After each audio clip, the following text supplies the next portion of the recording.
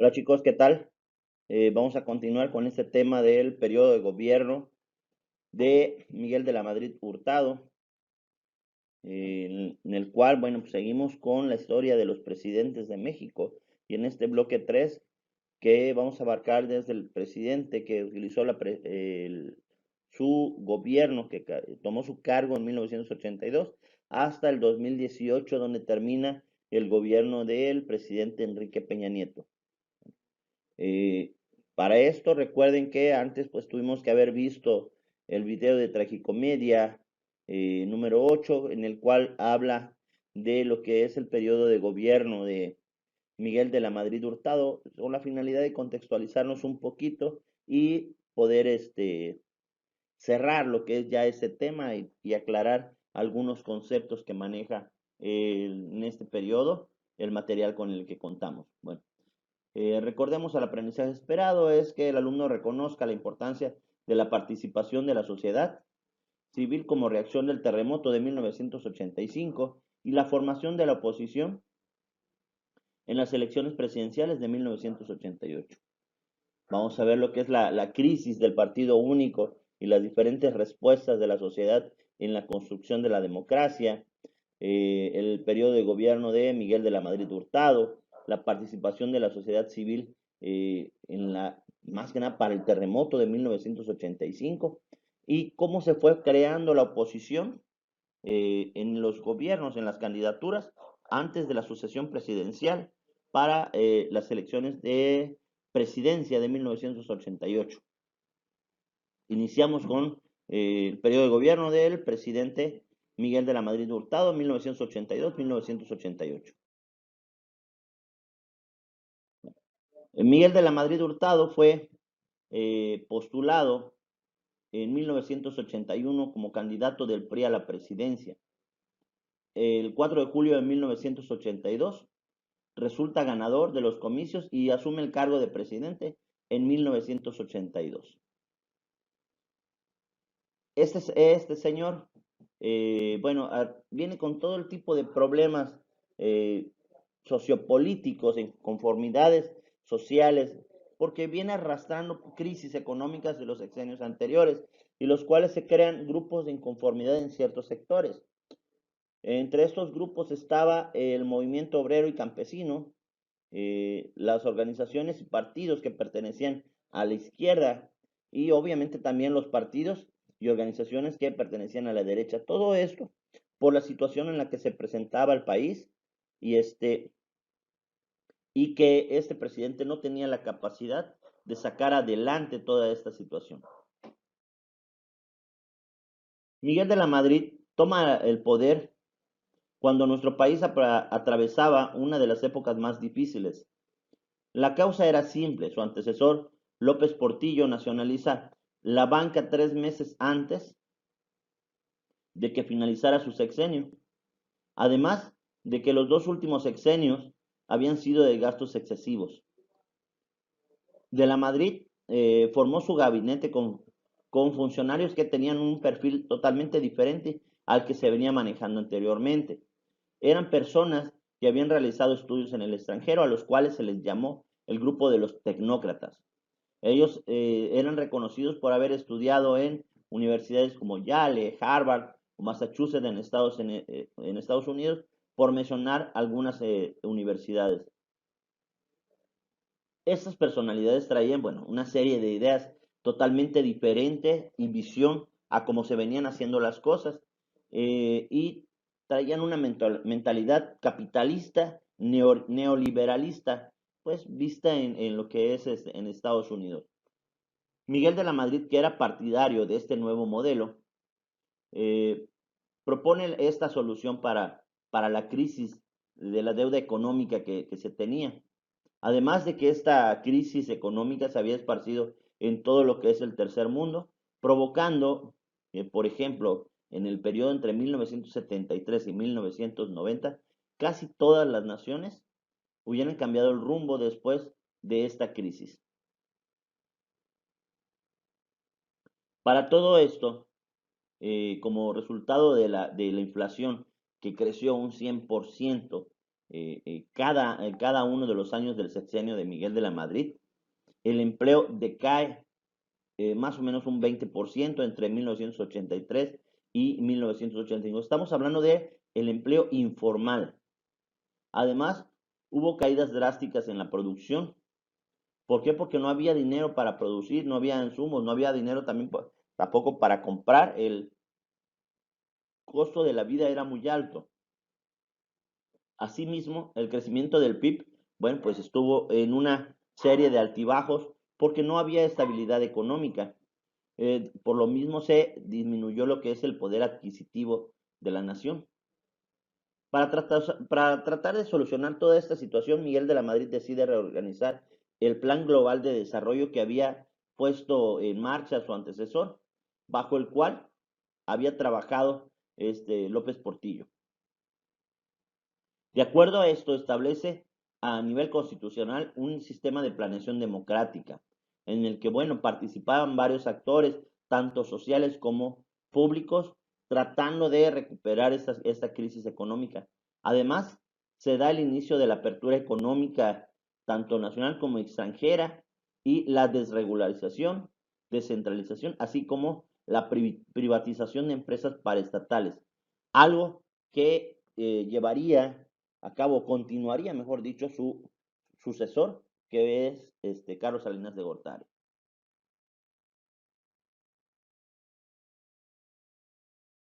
Entre una de las cuestiones que lleva a cabo Miguel de la Madrid en su política neoliberal fue la reducción de las empresas paraestatales de 1.155 empresas que eran en un inicio a 413 empresas.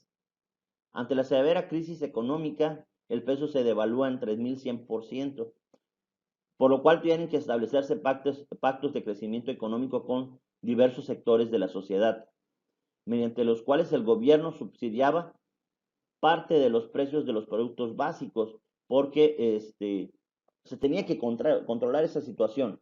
Si había una inversión eh, abierta a la inversión privada, pues ellos tenían la posibilidad de manejar sus costos y precios, pero como eso se podía ir hacia arriba por la inflación que había, entonces el gobierno toma la decisión de subsidiar los precios de los productos básicos, como lo que es huevo, leche, harina, azúcar, etcétera. Además, lo que eran los inversionistas habían logrado se puede decir, un pacto con el gobierno en el cual se comprometían a no estar subiendo los precios. El 5 de octubre de 1987, perdón, la bolsa mexicana cae y esto se junta con el problema que sucede con la bolsa de Nueva York, a lo que le llaman el crack de Nueva York, donde también pues cae la bolsa y tiene que venir al rescate una compañía en operaciones que se llamó Nacional Financiera. El 18 de noviembre, el gobierno dispuso otra devaluación del 55% y el tipo de cambio de cada dólar se estuvo manejando en 2.278 unidades por dólar. O sea, imagínense el costo de las cosas en esa época, donde totalmente estábamos quebrados, donde no podíamos, pues no nos alcanzaba para nada. Económicamente la situación estaba muy crítica, haciendo coincidir todo esto con el tipo de cambio libre que se manejaba a nivel internacional. De enero a diciembre de 1987 la moneda mexicana había perdido el 192% de su valor. Tras sucesivas depreciaciones y la inflación, en 12 meses se había registrado una inflación de el 160% en un año. Imagínense que los precios subieron 160% en un año. O sea, tomen en cuenta, vamos a pensar que nos cuesta una coca 10 pesos y el 160% es que nos va a costar ahora 26 pesos. O sea, así de crítica estaba la situación en ese momento. Entre el aspecto social que se presenta en el periodo de gobierno de este señor, uno de los principales fue el terremoto de la Ciudad de México en 1985, donde se da un terremoto de 8.1 grados Richter. El problema fue que de tan fuerte que estuvo ese terremoto, prácticamente la ciudad quedó destruida, donde la capacidad hospitalaria se había perdido en un 30%, las escuelas que estaban habían sido dañadas, casi 1.658 escuelas, y otras pues fueron destruidas totalmente. El presidente fue muy criticado porque no aceptó la ayuda extranjera en cuanto al problema en esta situación, ni tampoco permitió que el ejército entrara a lo que es el rescate y reconstrucción, pero sí generó el aumento del gasto público para querer reconstruir toda la infraestructura. Obviamente todo esto lleva a movimientos sociales, quejas, manifestaciones, y para esto, cansado de todo este tipo de reclamos, crea a un grupo que se llamó Fuerza de Tarea Los Zorros, que es el que se encarga de repeler todo este tipo de manifestaciones. En el aspecto de educación, estaba de inicio como secretario de gobierno Jesús Reyes Heroles. Sin embargo, por toda la situación que se venía dando, renuncia al cargo y ocupa la secretaría Miguel González Avelar. Esta situación de crisis económica que se vino dando en todo este periodo nos llevó a que se tuvieran que cerrar escuelas normales, escuelas para maestros y centros nacionales de enseñanza técnica industrial. Obviamente no solo afecta en un área, sino que afecta en todos los rubros, y esa devaluación que se venían dando, pues obviamente estaba afectando muchísimo al país, pero se tenía que buscar la situación de cómo tratar de revertir esa crisis económica. Uno de los puntos más acertados que tuvo Miguel de la Madrid su periodo de gobierno fue el ingreso al GATT, el General Agreement on Tariffs and Trade, que es palabras más, palabras menos, es una asociación o un grupo que se encarga por la creación de aranceles, pago de aranceles en lo que son importaciones y exportaciones. Entra a este grupo para que se lleve un control de tarifas en todo ello, y bueno, pues se logra un beneficio en lo que es en México. ¿Por qué? Porque se establecen ciertos parámetros para el costo de las importaciones y exportaciones.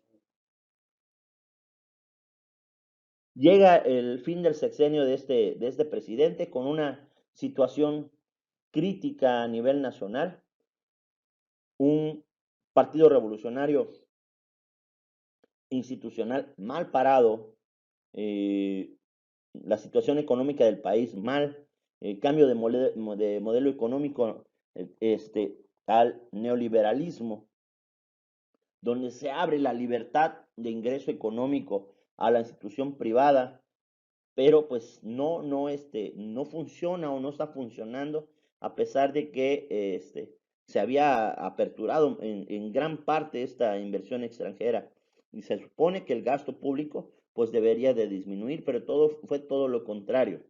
En esta contienda de la sucesión presidencial para, para el cambio de presidente en 1988, representando al PRI, pues está Carlos Salinas de Gortari, y entre los principales contendientes, Manuel Cloutier, que fue el más fuerte contendiente, y el hijo de Lázaro Cárdenas, quien, bueno, apoyado por el nombre que viene a través de la historia del general Lázaro Cárdenas, y confiado de ello, se lanza a la candidatura. Este señor antes pertenecía al PRI, se cambia al Partido Revolucionario, perdón, al PRD,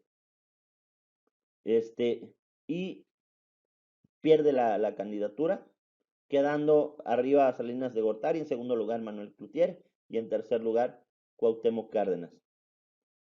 Se dice que estas elecciones fueron fraudulentas. Sin embargo, bueno, no vamos a entrar en ese detalle. Nos corresponde hablar de Carlos Salinas de Gortari en la siguiente clase.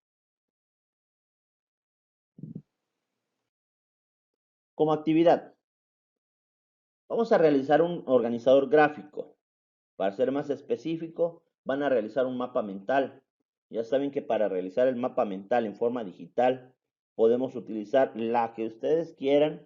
Puede ser PowerPoint, puede ser Word, pero como siempre yo les aconsejo, tenemos un infogram que se puede utilizar para mapas mentales, tenemos un Canvas, tenemos CMap Tools, tenemos Minmaps, Mindmaps. Existe una variedad enorme de uso de mapas mentales y hoy también les aconsejo otra app libre sin ningún costo para que ustedes puedan trabajar y está en internet, está Poplet, en la cual, bueno, pues ustedes pueden agregar, entran, ponen Poplet con doble P intermedia y es totalmente gratuita. ¿Sí? Pueden imprimirla, pueden exportar la PowerPoint, lo que ustedes deseen. Ya ustedes deciden en qué aplicación trabajar. Bueno, por mi parte es todo. Si tenemos dudas, ya saben, pueden comunicarse conmigo vía WhatsApp, vía Skype, Héctor Villasana, _2, o en la misma plataforma de Edmodo. Recuerden que todas estas actividades que estamos marcando las encuentran en la plataforma, les llega vía mensaje la instrucción y tienen fecha, horario determinado para entrega. Gracias, que estén bien.